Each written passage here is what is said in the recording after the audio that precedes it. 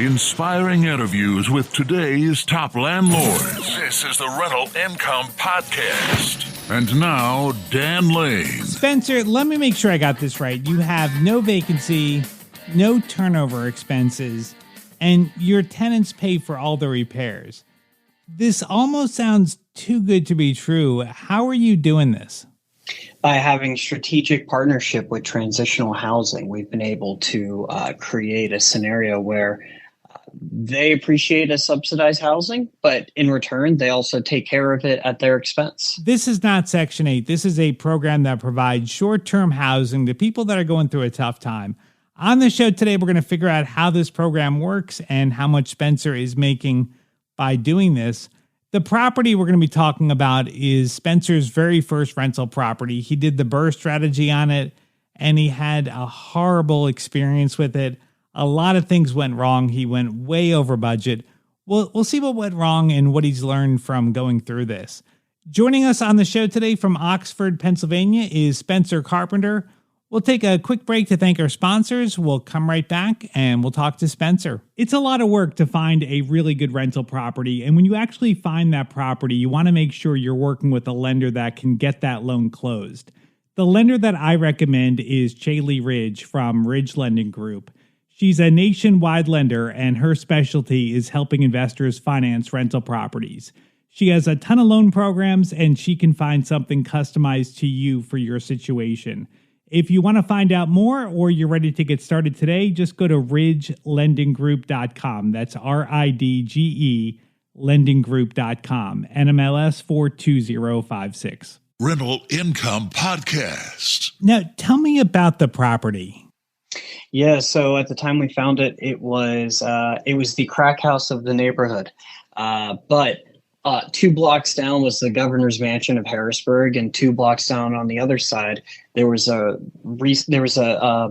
think it was a mental facility that had been recently converted into like 35 units of studios, 1 beds, 2 beds, and we just recognized this was an area that made a lot of sense for younger people that are looking to just have a single room rental.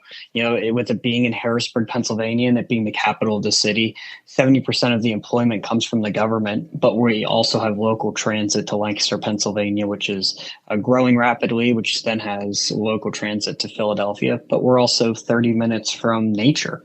And so central Pennsylvania has a really good environment for supporting mom and pop shops. You know, it's good for millennials essentially, and it was just a place that we thought made a lot of sense to invest in. Now, the property sounds like it was going to need a ton of work. With you living 60 miles away, was that a big challenge to get the property fixed up?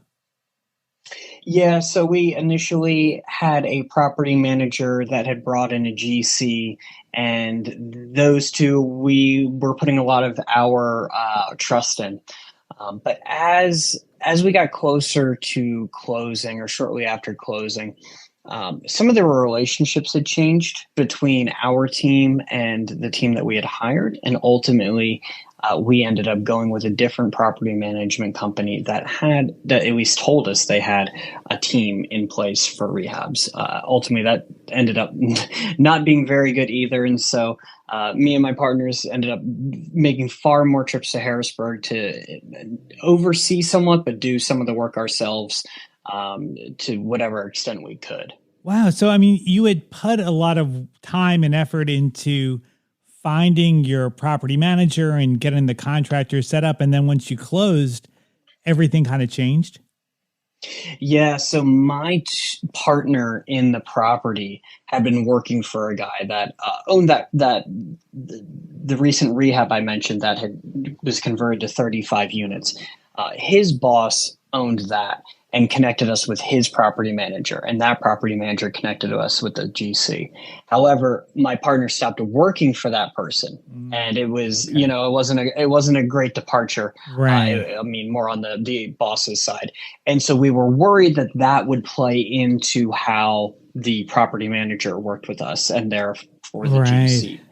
And without that ever being something that really came up, one thing we noticed right after closing was that the timelines and the budgets and all the things that we had kind of talked about leading up to this point suddenly were not as doable. You can't get that level of finish with the budget you're suggesting, and the timeline is going to be longer than what we originally thought, and that just struck us as odd, given the timing. Yeah. So we opted to get out of that situation before we felt we were being taken advantage of in some way. So by the time you got everything fixed up and done, did the property come out over budget and take longer than you projected? Oh, yes. I mean, while I say the timelines kind of changed with that initial GC, they were correct.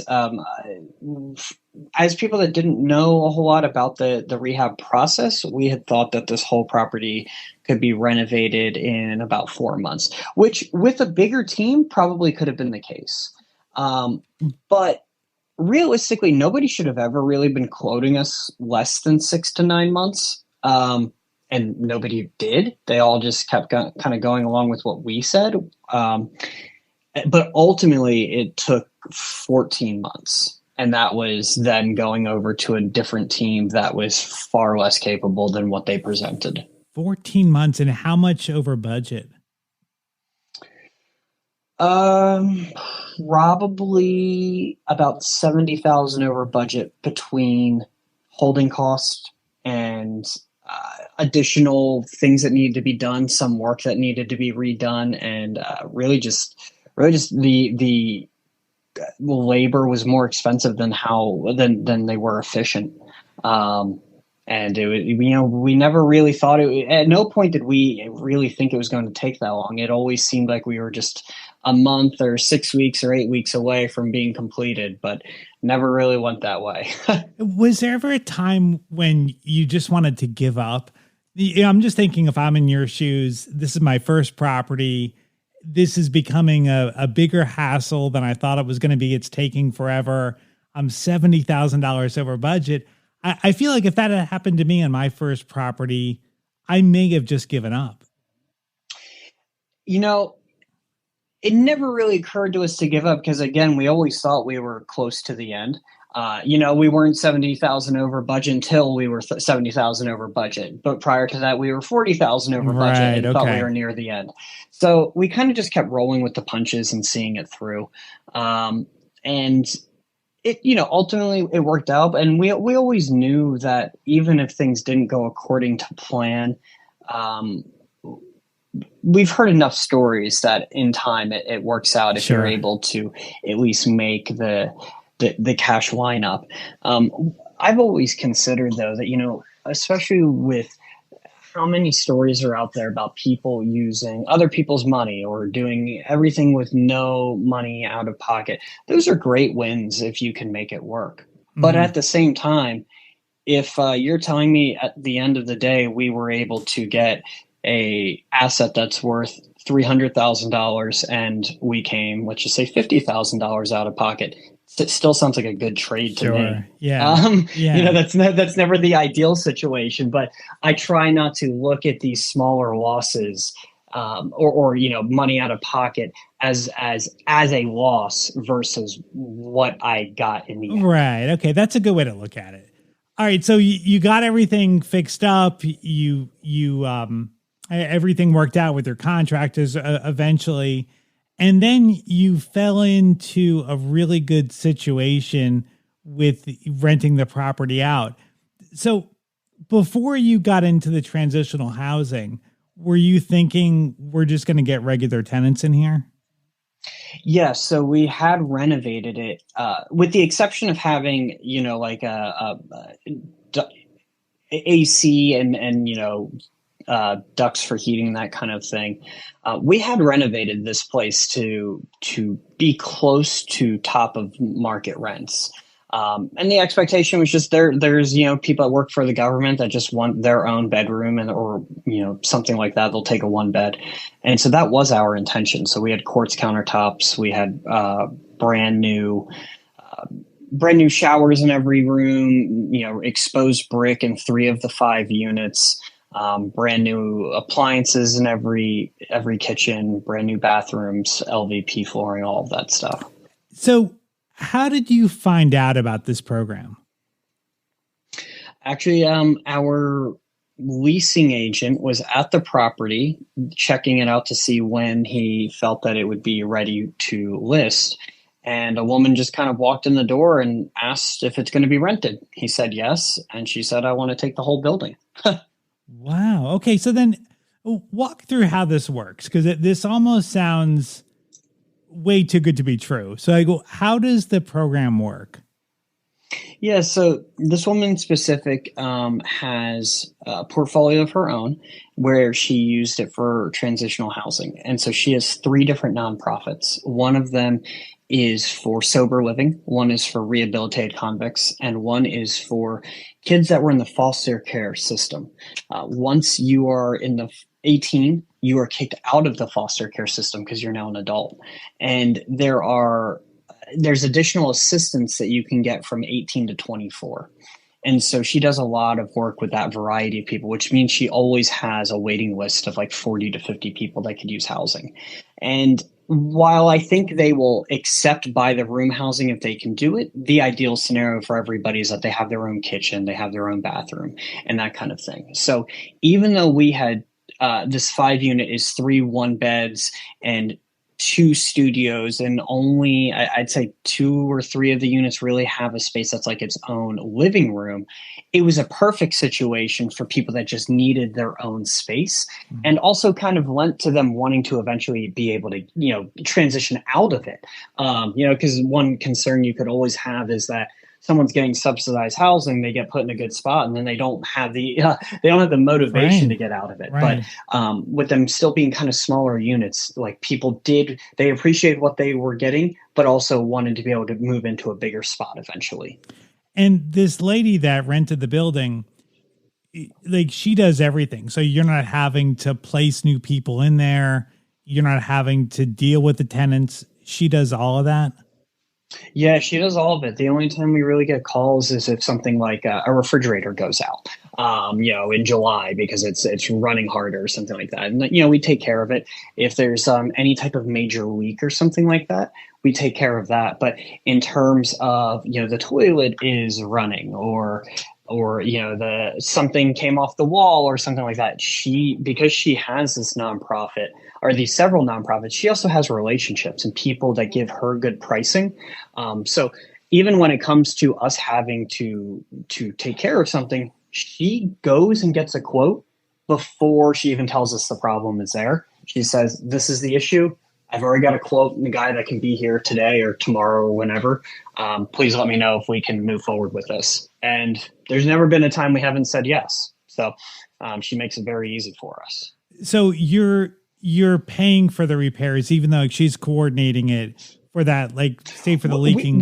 We pay for any major repairs, okay. But as it comes to something small, they handle that maintenance because her husband does some of the work himself, and again she does have a team of people. So if the toilet paper dispenser falls off the wall, we don't get called and charged for whatever amount of time. They just take care of that kind of thing.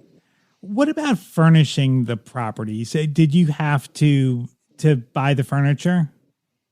No, they actually did that themselves. Part of their program includes a budget for it. And one of the cool things she did is she then created she creates some sort of entity and relationship with companies like Kmart and Walmart. And when they overbuy things for a season, she goes in and buys it at the end of the season at a discount and uses that relationship to furnish their properties. And I believe it's also kind of turned into like a discounted furniture type business that the people that are in this transitional housing also work in for a job. And utilities, like she's also covering that? Yeah, they cover utilities. Because it's a commercial property, there are certain utilities that end up being a little more expensive than expected, such as trash. So we split that. They essentially pay that difference in what the overage is. But yeah, for the most part, they handle the electric and the heating and stuff like that. And say if a unit between tenants is is maybe vacant for a week or two, do they deduct that out of your rent, or do you get the full rent every month no matter what? We get full rent. The vacancies are on them, and again, as soon as if someone leaves or is no longer welcome in their program, they've got someone that's waiting to take their spot. Wow. I mean, so this sounds like there's a lot of upside. I mean, it's almost like a midterm rental, but better in a way because you have it's no worked expense. out great. Yeah. Now, is this like a government program? She does get some government subsidy and also private donors. I know that, especially in like 2020 and 2021 and 2022, there were a lot of cost of living increases that happened in things like Section 8. She at least says to us that she did not get that same benefit of cost of living being adjusted up. So while I know there is government money involved, I don't know what programs they are, and it doesn't sound like they are as fast to increase budgets as the other programs. But she also has private donors that help her. So it sounds like there's multiple programs that she's working with, and she's getting bits and pieces from different places and kind of coordinating everything. Is that right? Yes, exactly. Okay. Wow. Okay. So it's not like, so this is more like would you say this is almost like someone that is renting out the property and then making some kind of a spread on this? Like, is this her business? It is her business. However, I don't, I've never really dug into how much she makes. I mean, we deal with her regularly, and she truly is just someone that wants to help. I mean, she does have her own portfolio, but she got to a point where she just didn't want to keep purchasing houses or was tapped on cash to do that, and then started renting out properties such as ours. So I do imagine there's some spread. I know that they make a living and they're able to do this full time, but I also don't imagine that she's getting rich off of it. Yeah. I mean, whatever she's making, and good for her if she's making money on it, but it sounds like it's great for you because this is hands off. You're not having to deal with the little maintenance stuff. You're not having to place new tenants. Like, you're just getting paid every month no matter what. And it seems like she's looking over the property and making sure that things are being kept up.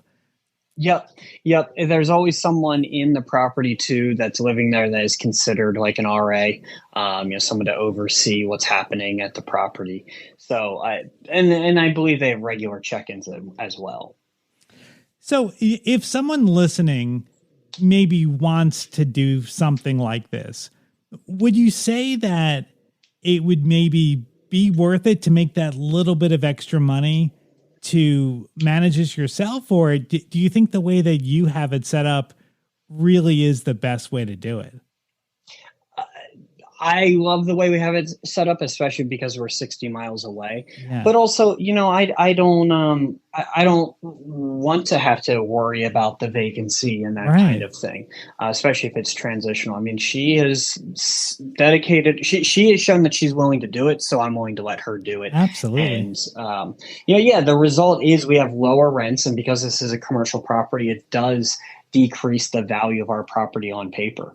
But we're okay with that. We like supporting what she does. That's, we still cash flow at the end of the day, and we're happy to be able to provide that need in the community. So give me some numbers here. So how much is she paying you to rent the building?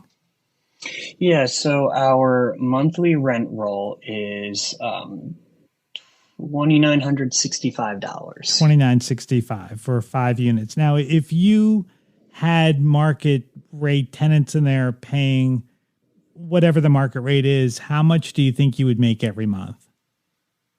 At least $4,000. Probably closer to $4,500. Okay, and you would, being 40 miles or 60 miles away, you would probably have a property manager. Yes, managing that. So your net would be $3,600. So you may be losing $600-$700 a month doing this, Yeah. but you're not having to deal with turnovers, with the small maintenance. I don't know. I kind of agree with what you're doing. I think I would take a little bit less rent to not have to worry about this. Yeah, so far the only downside has been when we've tried to refinance and they didn't really like we hoped that they would value it based on what it would be if they did it, not exactly the way we're doing it, but they haven't done it that way. So that has been the downside when we've tried to refinance. But to your point, I don't think we've had a real call about a maintenance problem or a replacement or anything like that in 2 years. Yeah. And yeah, I mean, it continues to, the big part, especially when it comes to 5 units, is one turnover can easily eat up all of your profit from that unit in a year if someone didn't take care of it. And so, as it currently stands, we don't get any complaints, and we did put eyes on it like last year, and there was nothing wrong that we could tell that really needed to be replaced anyway. The people appreciate the place that we're providing them. So, it's been a great situation. If you're in the Lancaster, Pennsylvania area and you want to get together with Spencer and talk real estate, he hosts a monthly meetup group. And if you want some more details, I've got a link to his meetup page on my website. You can find it at rentalincomepodcast.com/episode 474. I'd like to thank Chately Ridge from Ridge Lending Group for sponsoring today's episode. If you're looking to buy a rental property, whether you're just getting started or you want to add to your portfolio, reach out to Chately. She's a nationwide lender.